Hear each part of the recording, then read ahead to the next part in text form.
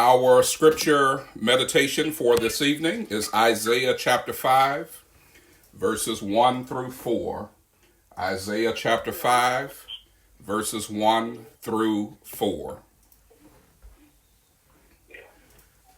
God gave many beautiful gifts and wonders to creation. Of them, music stands out as one of the most cherished gifts that we enjoy. No matter what musical genre a person prefers, everyone has that one song that touches the seat of their emotions. We appreciate those songs for different reasons. Sometimes the musical arrangement, the song's lyrics, and the vocal ability of a singer make for the sweetest sounds to reach our ears. Then there are times we love a song because it speaks to an experience in our lives. Usually, we most favor music that articulates words we cannot express, as well as appealing to something deep within us. For example, breakup songs can go a long way of reminding us of a failed love affair. A man, for example, may very well relate to the Shylight song, Have You Seen Her?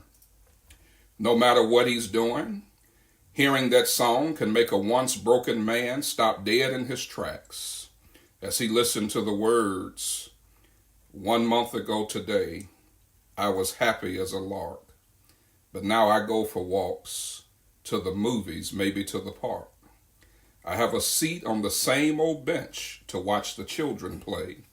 You know tomorrow is their future, but for me, just another day. They all gather around me. They seem to know my name.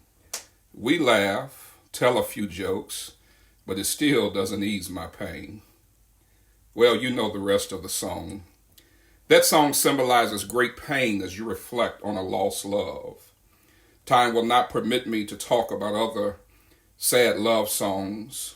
We remember them all. You remember giving your all to someone who did not return love and the pain you felt? The main ingredient said it right. Everybody plays the fool. Sometimes we justify playing the fool by saying, like Lenny Williams, "'Cause I love you." Who can't relate to him when he says, I watched television until television went off, and then I played my records until I just didn't want to hear them anymore. And finally I went to bed, but I found myself waking up a few hours later, and the tears were running down my face. And we love that part when Lenny says, oh, oh, oh, oh. Some of you all can feel that right now. You can think back to a time, to a person, to a love that makes these songs real for you, even if not for anyone else. There's probably not a hurt in the world that is as painful as that of a broken heart. When you love somebody and they don't love you back, God knows that music can express your innermost pain. When you feel that stomach-churning agony for someone who lights your fire, and they resist you by turning down the flame, that's a hurt unlike anything else. Let me tell you, long before you and I knew love, long before we knew pain or music, God wrote a sad love song. You see, he loved but did not get love in return. Figuratively speaking, he sent flowers, candy, and poured out his heart only to have his heart broken. Listen to God's lyrics in Isaiah chapter 5, verses 1 through 4. Now will I sing to my well-beloved, a song of my beloved touching his vineyard. My well-beloved had a vineyard and a very fruitful hill, and he fenced it and gathered out the stones thereof, and planted it with the choicest vine, and built a tower in the midst of it, and also made a winepress therein. And he looked that it should bring forth grapes, and it brought forth wild grapes. And now, O inhabitants of Jerusalem and men of Judah, judge, I pray you, betwixt me and my vineyard. What could have been done more to my vineyard that I have not done in it? Wherefore, when I looked that it should bring forth grapes, brought it forth wild grapes.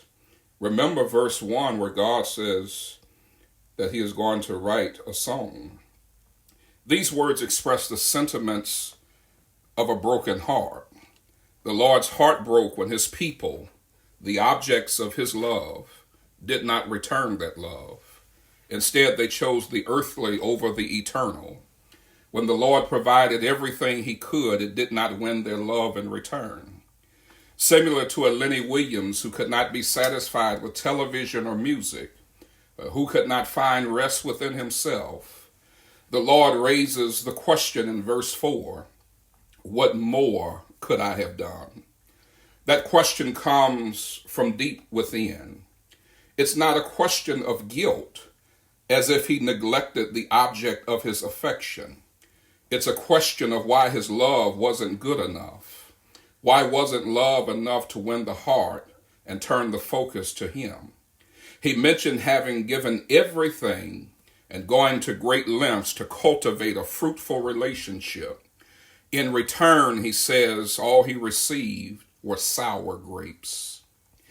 Lest this discussion delves too long into the lives of God's ancient people, those of this generation need to determine if these words still apply to those called the people of God. Some songs seem timeless because their meaning maintains relevance for years, even decades. Then there are songs that sound old and just dated. To which category does God's song in Isaiah 4 apply?